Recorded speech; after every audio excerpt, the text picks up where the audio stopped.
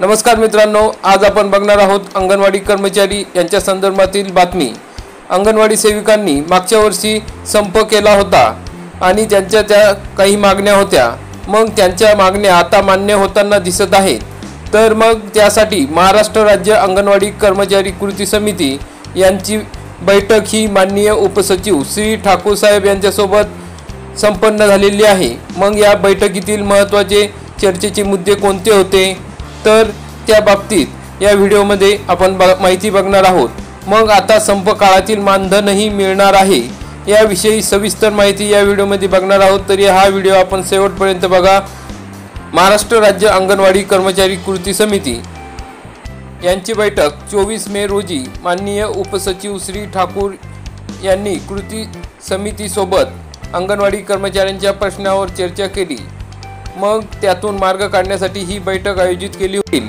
या बैठकीत कृती समितीच्या वतीने M.A. पाटील, शुभा शमीम, सुवर्णा तळेकर, R. मायटी इराणी, सूर्यमणी गायकवाड व छाया तिप्पट उपस्थित होते। महाराष्ट्र राज्य अंगणवाडी कर्मचारी कृती समिती यांची बैठक 24 मे रोजी उपसचिव श्री ठाकूर यांच्यासोबत झालेली आहे आणि यांच्यासोबत खालील सदस्य आपण बघितले ते या ठिकाणी उपस्थित होते। तर मग या कृती समितीत कोणकोणत्या मुद्द्यांवर चर्चा झाली, तर या बैठकीतील चर्चेचे मुद्दे बघूयात। तर पहिला मुद्दा आहे कोरोनाच्या काळातील थकीत सुट्ट्यांचे समायोजन करून संप काळातील 26 दिवसांचे मानधन देण्याचा प्रस्ताव तयार केला जाईल। तर मित्रांनो, अतिशय महत्त्वाची बातमी आहे की 26 दिवसाचे मानधन देण्याचा प्रस्ताव या ठिकाणी मान्य केलेला आहे आणि त्याबाबतचा प्रस्ताव हा आता तयार केला जाणार आहे। दुसरा मुद्दा, आशांच्या वाढीनुसार वाढ मिळणे व अन्य मागण्यांसाठी आचारसंहिता संपल्यावर लगेच मंत्री आदिती तटकरे यांच्याबरोबर बैठक लावण्यात येईल। म्हणजे जशा आशा सेविकांची मानधन वाढ झालेली आहे त्याच पद्धतीने अंगणवाडी सेविकांचीही या ठिकाणी मानधन वाढ व्हावी, यासाठी माननीय मंत्री आदितीताई तटकरे सोबत बैठक लावल्या जाणार आहे।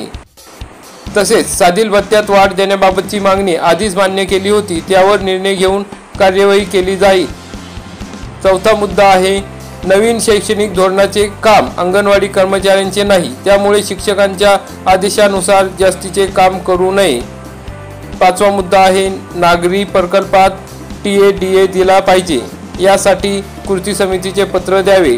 8 किलोमीटरपेक्षा अधिक अंतर असल्यास हा भत्ता दिला जाईल, अशी या बैठकीत चर्चा झालेली आहे। सहावा मुद्दा आहे मदतनीस पदोन्नतीबाबत 10वी पासची भरती केली जाईल। मदतनीसांना डावलले असल्यास अशा केसेस कळवाव्यात, ही महत्त्वाची बैठकीत चर्चा झालेली आहे मित्रांनो। सातवा मुद्दा आहे प्रोत्साहन भत्ता नियमानुसार दिला जाईल, ही मागणी मान्य झालेली आहे। आठवा मुद्दा आहे पेन्शन योजना लागू करण्याबाबत प्रशासन, कृती समिती व सेवा देणारी संस्था यांची त्रिपक्षीय बैठक आयोजित करून निर्णय घेतला जाईल। नववा मुद्दा आहे एक रकमी सेवा समाप्ती लाभ मासिक पेन्शन व ग्रॅज्युटी या लाभांमध्ये समायोजित न करता स्वतंत्रपणे द्यावा, ही मागणी कृती समितीच्या वतीने करण्यात आलेली आहे।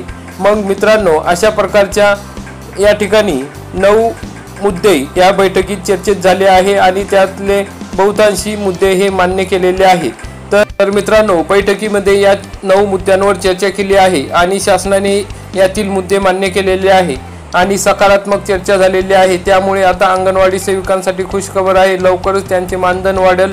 तसेच या ठिकाणी प्रोत्साहन भत्ताही वाढणार आहे आणि पेन्शनच्या संदर्भातही या ठिकाणी निर्णय घेतला जाणार आहे। TADA बाबतही या ठिकाणी निर्णय घेतला जाणार आहे। मदतनीस पदोन्नतीबाबतही या ठिकाणी निर्णय घेतला जाणार आहे। तसेच नवीन शैक्षणिक धोरणाचे काम अंगणवाडी कर्मचाऱ्यांच्या बाबतीतही निर्णय घेतले जाणार आहे आणि 26 दिवसाचे मानधन देण्याचाही प्रस्ताव या ठिकाणी तयार केला जाणार आहे आणि आशांच्या वाढीनुसार वाढ मिळण्यासाठी माननीय मंत्री आदितीताई तटकरेंसोबतही या ठिकाणी बैठक लावण्यात येणार आहे आणि साधील भत्त्यातही वाढ देण्यात आलेली आहे। असे प्रमुख मुद्दे या बैठकीत चर्चा झालेली आहे। जूनच्या पहिल्या आठवड्याच्या शेवटी किंवा दुसऱ्या आठवड्याच्या सुरुवातीला मंत्री महोदयासोबत बैठक होण्याची शक्यता आहे। सर्व प्रतिनिधींनी उपस्थित राहावे। मग त्यामध्ये M.A. पाटील, दिलीप उटाणे, भगवानराव देशमुख, सुवर्णा तळेकर, शुभा शमीम, कमल परुळेकर, जयश्री पाटील अशा सर्वांची बैठक पुन्हा एकदा होणार आहे। तर मित्रांनो, जवळजवळ सर्व मागण्या या ठिकाणी मान्य झालेल्या आहे। माननीय उपसचिव श्री ठाकूर साहेब यांच्यासोबत बैठक संपन्न झाली आहे। अशा प्रकारे या बैठकीतील महत्त्वाच्या मुद्द्यांची चर्चा झाली आहे आणि यांनी हा व्हिडिओ त्यांच्यापर्यंत शेअर करा। आपण हा व्हिडिओ बघितला त्याबद्दल धन्यवाद। व्हिडिओला लाईक करा, चॅनलला सबस्क्राईब करा, बेल आयकॉनला क्लिक करा। जय हिंद, जय महाराष्ट्र।